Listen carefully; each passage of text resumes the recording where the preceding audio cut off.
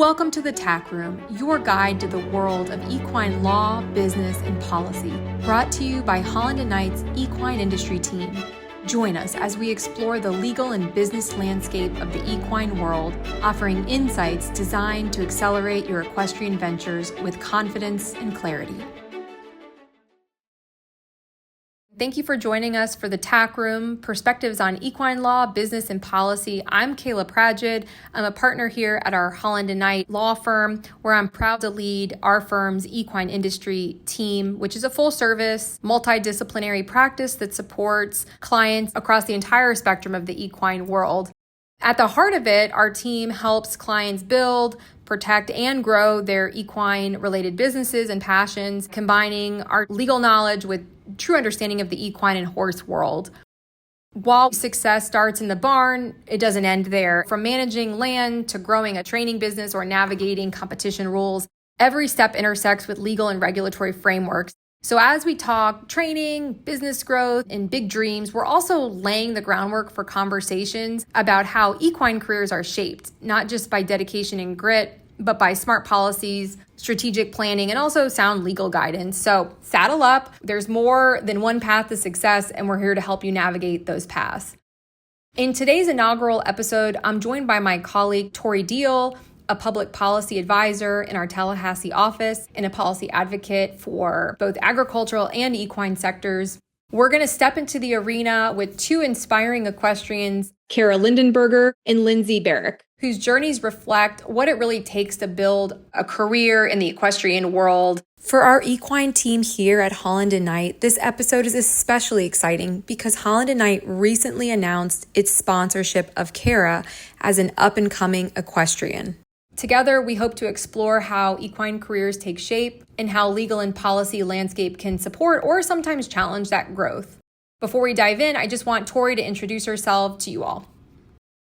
Thanks, Kayla. I'm Tori Deal. I am a public affairs advisor here in Holland & Knight's Tallahassee office, which would make sense since I'm close to the Capitol, where the policy is made.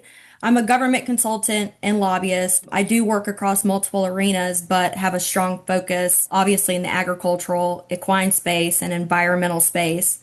So, for example, that could be helping with conservation easements, therapy, funding programs for the equine space, and also just helping with standards in the regulatory policy atmosphere. That's basically what lobbyists and consultants are doing, to try to help the equine space.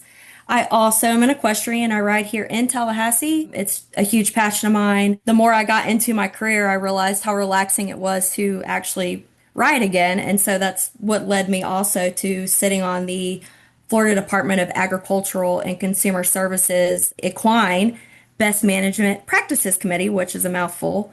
But ultimately, that's just a place where industry and the agency can work together, that we're setting standards that are making sense for the equine community that aren't overburdensome, but also protecting the environment. And that led me to joining this group here with you, Kayla.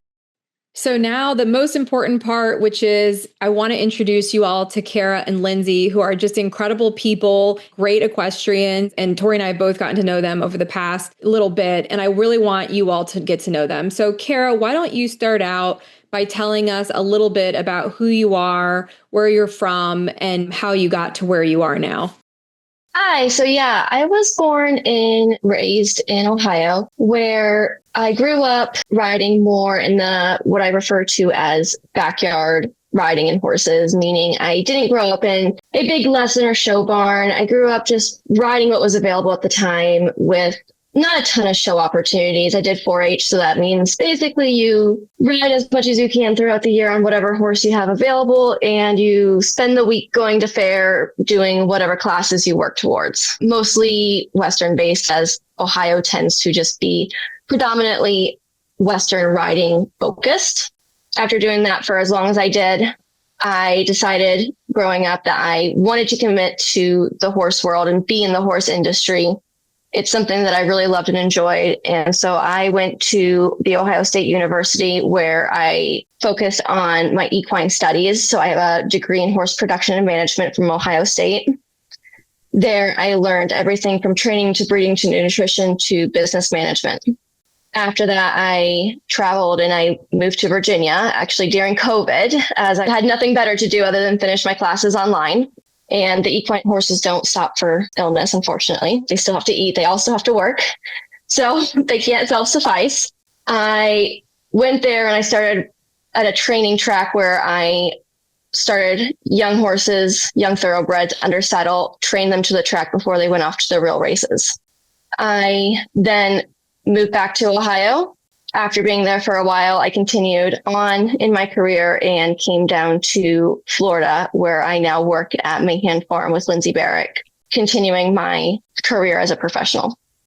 Kara, with that background and everything you went through and the different moves and the different places you rode at, what was it, or was there something that really made you fall in love with horses and equestrian sports? Because what I've experienced is most folks in this business or that have horses, it's because they have a deeper love for something. And what is that for you? For me, it's the fact that I look at the horse as a puzzle. Each one is an individual, so they all learn a different way. Same with the students that I teach. Each one has their own method of learning, meaning that I'm always trying to continue educating myself to find a different way to teach the same thing, but what works for the individual. So nothing is ever black and white. It's never just, this is how it is. We're always continuing to learn so we can progress and become better teachers and better riders. So that way I can advocate for the welfare of the horse and give them what they need themselves. No day is just the same working with either the students or the horses. Each one I have to find new ways to progress to be able to teach them in the best way possible. Insofar as everyone and every horse is unique, is there anything specifically that you've achieved, maybe a major milestone, whether it's training, whether it's with a student, whether it's a personal achievement? Is there something you've achieved as a milestone that you're proud of that the listeners would want to hear about?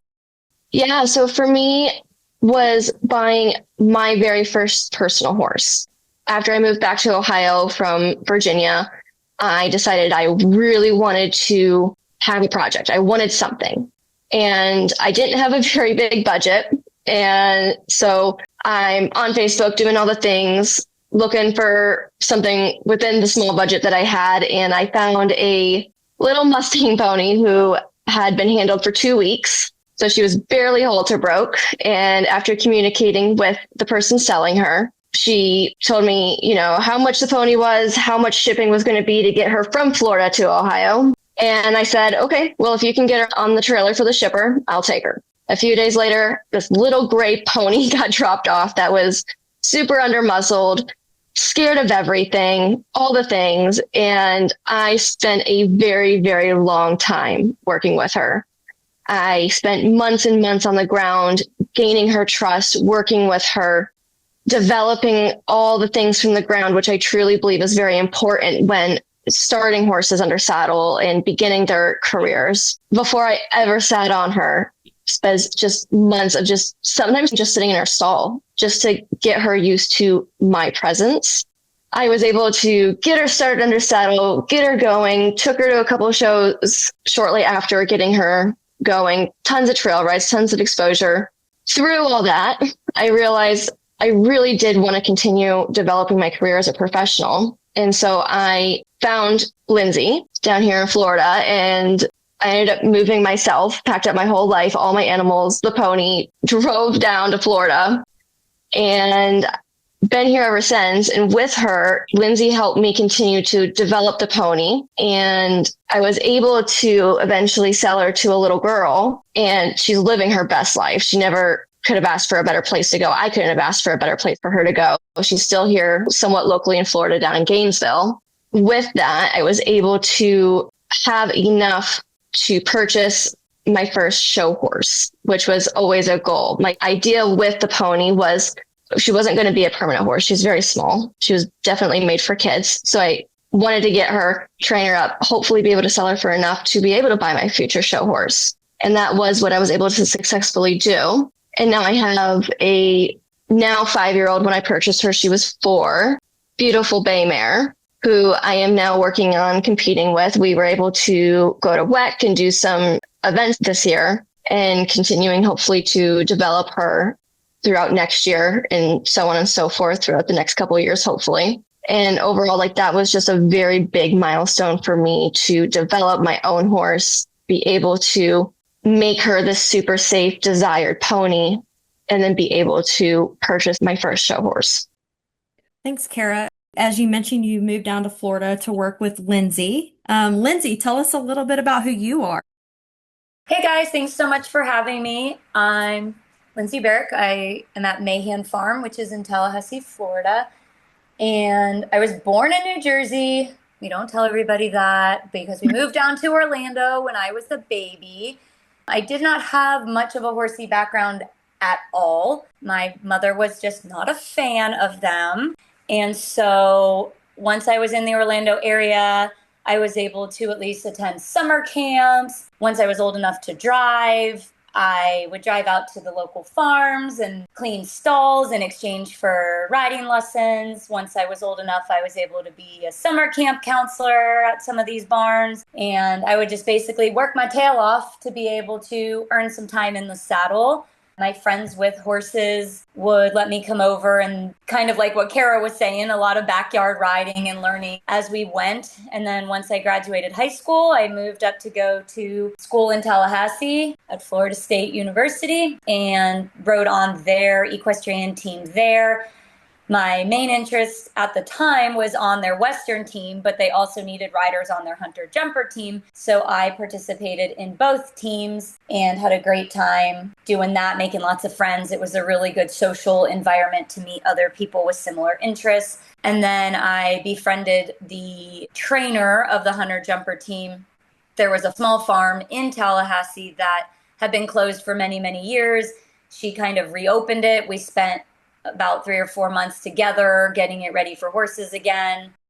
And then shortly after doing that, she decided she just kind of wanted to start a family and asked me if I was interested in taking over that deal. And I did. And after a few years there, I was offered the opportunity to take over the farm that I'm currently at and have been at now for 17 years, which is Mahan Farm. And we've been running our eventing team out of there, along with jumpers, dressage, and just some good old fashioned pleasure riding for those that are not interested in jumping or showing as well.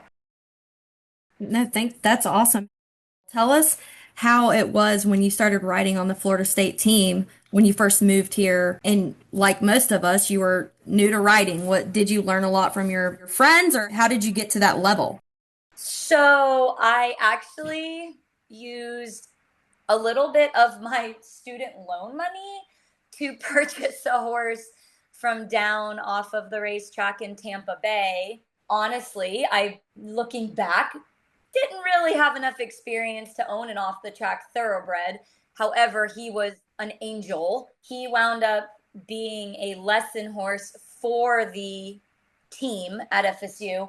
And so I got a lot of experience like that. And essentially, a lot of the girls that were more advanced that were on the team were riding him in their lessons and things like that. Basically, it worked out where my horse got a lot of free training in exchange for him being used for lessons for the team.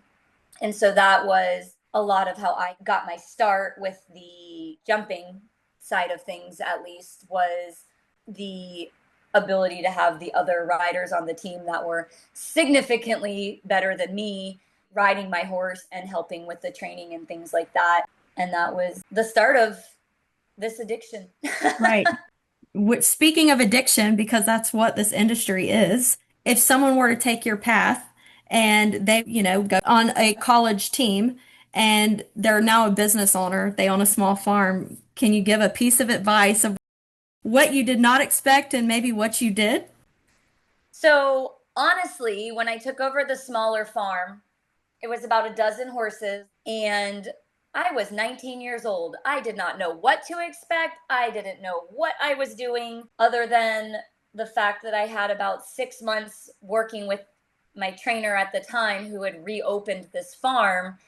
And I just kind of followed in the path that she had set up as far as feeding and nutrition and farrier and veterinary. So I kind of almost blindly got thrown into it. And this was definitely before smartphones where you just had instant access in your hand. So it wasn't just, oh, I wonder what I should do about this. Let me Google it. It was a lot more researching on my own time and things like that. So I basically just had to figure it out as I went and ask a lot of questions to people that I knew had a lot more experience than I did.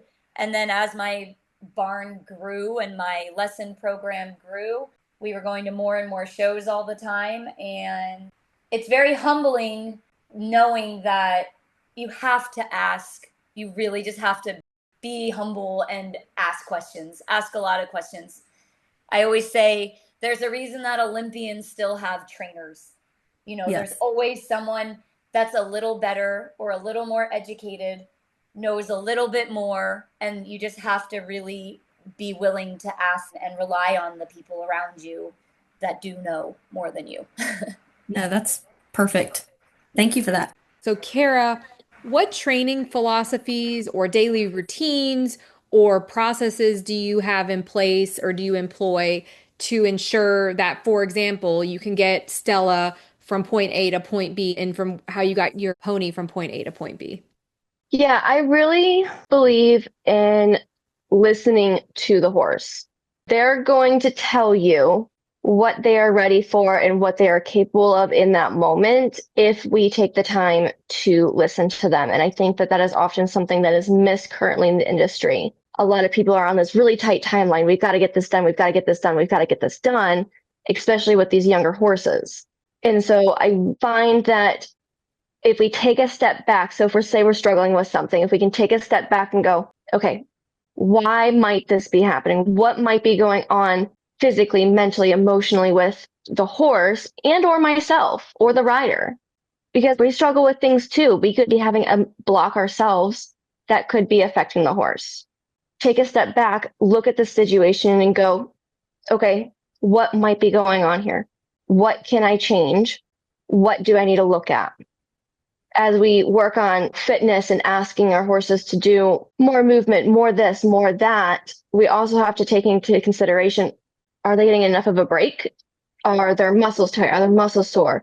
Do we need to do some physical therapy type things, chiropractic, massage, any type of therapy type products that are out there because there's tons and tons of them. But being able to really listen to our horses is one of the biggest and most important things that I think we as professionals need and can do, and that more people need to be aware of and take time to do and learn how to do.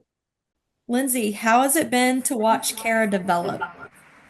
Kara came to me. Basically, she's told you her background with the 4-H and the breezing the racehorses and things like that. And it was, well, I want to event and I want to jump and this is what I want to do. And she came for a trial where she flew down, stayed for a week. I put her on a bunch of different horses. And the discussion went something along the lines of, well, how much jumping have you done? And she showed me a little 5-second video clip of her jumping this really spicy red horse over a cross rail. And she goes, well, that's about the extent of it right there, other than logs in the woods when they were trail riding and things like that. And I was like, okay, well, we can definitely build on that, like 100%. So it's been really, really fun.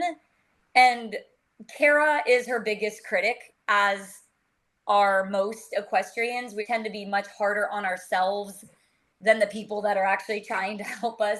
And so watching her grow and develop, and it's been really fun because she came with this little pony, like she said.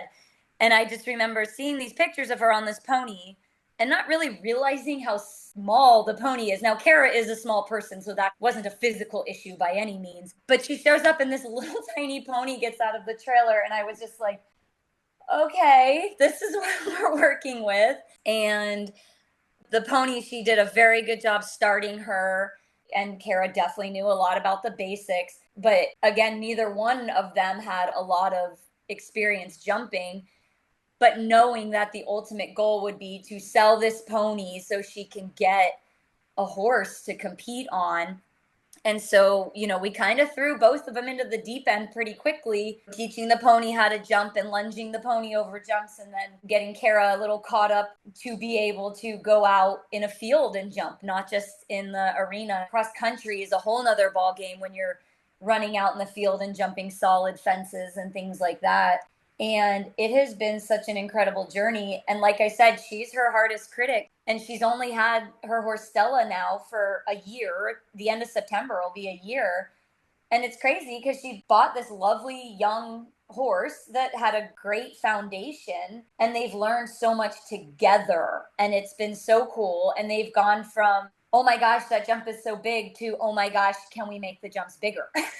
So watching Kara's confidence grow and watching the horse's confidence grow has just been a wonderful, beautiful journey, and something to really be at all with, coming from somebody that, yes, she would breeze and train racehorses, which anybody that knows anything about racehorses knows that's not an easy task by any means. And then to just come along and be like, now I just need you to kind of calm down and settle, and you don't need that much adrenaline in the ring. You're not out on a racetrack, and everybody just needs to take a big, deep breath and just let the horse figure it out. That way your body can figure it out. And just like Kara was saying, every horse and every rider is different, and needing to figure out what works for them. For instance, with Kara, a lot of it was, I need you to stop hyper focusing on every little tiny thing, and I want you to sing row, row, row your boat, or say the word avocado repeatedly, just something to keep breathing and relaxing. And now, here we are going, well, can I move up a level? I'm ready to move up a level. And I'm like, yeah, we can. And we're there. And now once you get to that point, it's easier mentally to progress a little bit faster. Now her horse is still really young, so obviously we're taking things very slow for the horse's sake, but giving Kara the opportunity on sometimes some older horses with a little bit more experience for her to be able to learn a little bit more. Not that her horse is not capable of jumping bigger jumps, but we just have to be very protective of the young horses with their legs and their joints, and being very careful so that they don't wind up with long-term negative side effects in their older age as well. Right. Well, speaking of everyone being different and figuring it out, what are some of the challenges between running a barn, the business, and being a trainer? What are some of those challenges? So it's a bit of a constant challenge, juggling the business side of things. We are 113 acres of grass. Yeah. So the constant struggle of keeping up with the machinery, the maintenance, the mowing, the weed eating, the constant scheduling, and obviously in Florida, the rain, hurricane season, the fencing, things like that, and just the general fast pace of the daily upkeep of things. And then on top of that, scheduling the lessons. And I do all of the lesson scheduling for both myself and for Kara, just to simplify it. We keep a shared calendar, things like that. And then the upkeep and the maintenance of the horses. The majority of my lesson horses are in their 20s or pushing 30s at this point. So keeping up with the veterinary care and maintenance of them. Quite a few of them have daily medications or allergy shots. And having Kara on board has just been a huge asset to our team at the farm. And just even remembering to place the feed order on every other Friday. My phone has to set off an alarm. Oh, yeah, okay, it's Friday. I have to place the feed order, and I have to place the hay order. And, the forage pellets come from a different place than the feed, and the hay comes from a different place than both of those. And just the constant juggling of things will make your head spin. And then add over 100-degree temperatures and 100% humidity and thunderstorms every afternoon. So, and that's one day. Right. It is a labor of love. That's the only reason. But We appreciate you for doing it. Yeah, I always tell everybody this is what I always wanted to do, and I love my job. I love my job. It was great to hear, Lindsay, how you talked about Kara, because I do think we are our biggest critics, and it's always good to hear how other people perceive you, because I think you can learn the best that way. So, Kara, I want to ask you, what are your goals for this upcoming equestrian season? I mean, it sounds like you have a great foundation, you're in the right place, you have the right horse. What do you want to do? So I'm hoping to be able to get out and do a bit more events this year. I'm hoping to move up to novice. And my biggest goal is hopefully being able to go to AEC. So that's the American Eventing Championships. This year it was in California, but for the next year it'll be in Kentucky. So it's much, much closer. So much more doable. And so there are some requirements and some things you have to meet to be able to go. But as of right now, that is probably one of my biggest competition goals for the next upcoming year or so. And do you want to take Stella to that competition, your current horse? Yes. Yes, that is the plan. That's great. So then I suspect you're going to be working with Stella on the things she's going to need to know to be successful in eventing, not just jumping. Is that right? Yes. So it'll also contain, which is a lot of what we honestly focus on, is the flat work, the dressage, as that is very, very important. And the fact that your dressage is applied to your jumping. At the end of the day, flat work is what happens in between the jumps. And so that'll be a lot of what we focus on top of going and doing a couple more schooling opportunities at other venues to work on seeing different cross-country jumps, because every place is going to have something just a little bit different. What advice, Kara, do you have for somebody who's an up and coming rider similar to you, somebody who maybe doesn't have a robust equestrian background, but has a deep love and appreciation for equestrian sports and for horses and wants to do what you're doing? What advice would you give such a rider? To ask. It's always just to ask. Keep working. You got to push through. You have to ask questions, take the opportunities, even the crappy opportunity where you're like, well, I don't really want to ride this horse. Ride the horse, because that horse is going to teach you something. You don't get to just ride the super nice fancy horses just because. You have to work towards that level. Somebody has to ride the not as nice horses to be able to get to that level. Ask for the opportunities, ask for help. There's no shame in it, and you're never going to get anywhere if you don't ask. If you're just afraid to ask, the opportunities aren't going to just be handed to you. You have to work for them and you have to ask for them. And the more you do, the further you're going to go. I love that. And I love that because that is one of the reasons, or the reason we created the equestrian sponsorship through Holland and Knight this year, was to find someone just like you who has the passion, the grit, the desire, and obviously is a really good person and human being as well, to give you the opportunity that you might not otherwise have. And so we're just so thrilled to partner with you, Kara, and with Lindsay, with your barn where Kara's at. And we had an amazing photo shoot. We'll be posting some photos with the podcast, and just so excited to have you guys on today, and hope that you guys continue to excel and advance. And I can't wait to see, Kara, you grow and shine at the American Eventing Championships and elsewhere. I appreciate you guys working with me. It's been a great opportunity. Thank you. And with that, I just want to say thank you to everyone listening to Holland and Knight's Equine podcast, and be well. Thank you for joining us for the TAC Room, with over 55 professionals across more than 20 of our offices, including in equine hubs like Florida, California, New York, Virginia, and Texas. Holland and Knight's equine industry practice is both deeply rooted in the horse industry and nationally integrated. We serve equine professionals, businesses, and equine adjacent industries on a full range of legal needs, including real estate and zoning, training and boarding agreements, liability and insurance, and even anti-doping and regulatory compliance. Our team also advises on business formation, tax planning, sponsorships, and international transactions in the equine space, combining practical knowledge with industry-specific insight. To learn more, please visit hklaw.com/equine.